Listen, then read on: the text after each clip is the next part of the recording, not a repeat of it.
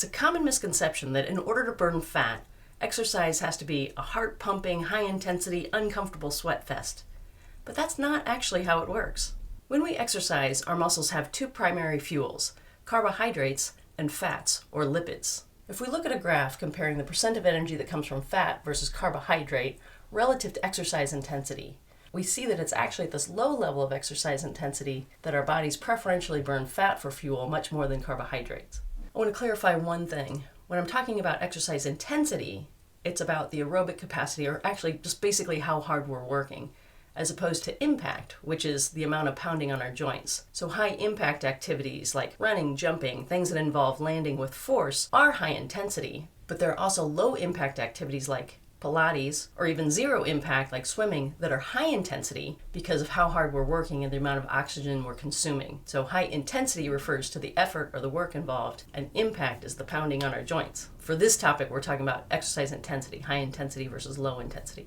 As exercise intensity increases, we reach a crossover point where it switches and carbohydrate oxidation goes way up and fat utilization drops to zero. This crossover point varies widely among individuals, but it falls roughly around 50% of VO2 max, or aerobic capacity, and this is a super comfortable level. For most of us, this is a moderate pace while walking or a comfortable spin on a stationary bike. The measurement of carbohydrate and lipid oxidation during exercise is related to mitochondrial function in our muscles. This capacity to switch seamlessly between fuels is called metabolic flexibility. People with insulin resistance or type 2 diabetes develop metabolic inflexibility. This is characterized by decreased capacity for lipid oxidation and an earlier switchover to using carbohydrates for fuels, and this can be measured by blood lactate levels during exercise. The crossover point shifts to the right in highly trained individuals with great cardiovascular fitness. They're able to use lipids for fuel for longer at higher intensities, which equates to better endurance. On the other hand, the crossover point shifts to the left in people with metabolic disease like diabetes.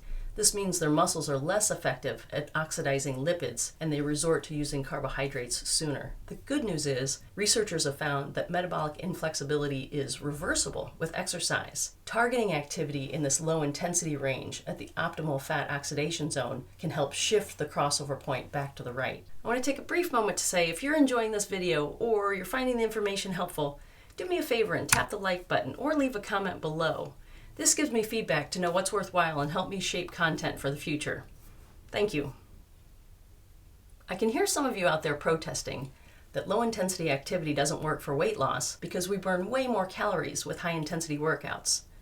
And that's true. In any given workout, we consume more energy the harder we work. But the overall benefit of low-intensity exercise, including the potential for weight loss, extends far beyond what we would expect from just the calorie deficit alone.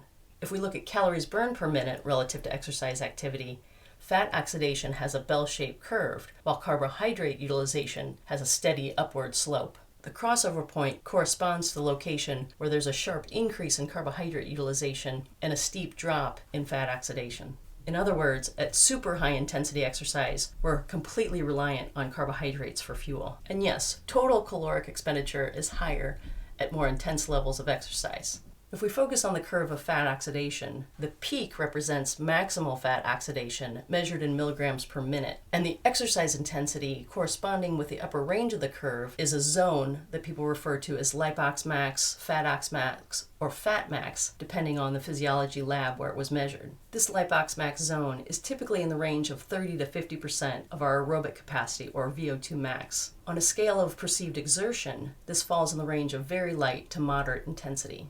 And although lipox zone varies widely among different people based on gender, genetics, level of fitness, within an individual, it stays relatively stable unless there's a change in lifestyle, like a change in exercise or nutrition. Studies targeting this lipox max zone have found that low-intensity exercise programs increase mitochondrial number and the activity of certain enzymes, which means better overall metabolic function, including the capacity to oxidize lipids. If we look at this graphically, this bumps up our fat oxidation curve and shifts it to the right. In other words, at a given exercise intensity, we now burn more fat calories and we use a higher percentage of fat for that energy at increasing exercise intensities. This is the crossover point shifting to the right. Everyone can benefit from low-intensity exercise. If you're someone who exercises with weight loss as a goal, Programs targeting this lipox max zone have found that not only does body fat decrease, but muscle mass is maintained. This means there's a change in body composition, including an improvement in metabolic function. So that helps keep the weight loss off long term, arguably better than high intensity exercise. Keep an eye out. I'll do a video in the future discussing specific topics related to this. If you're somebody who's already fit and you exercise to meet health or to optimize performance goals, low intensity still has the same benefits. It increases mitochondrial number, improves your metabolic health, and helps increase endurance. So no matter what your goal is, if it's to lose weight, burn fat, increase endurance, improve insulin sensitivity, and overall metabolic health, what you really need to do is just slow down and take it easy.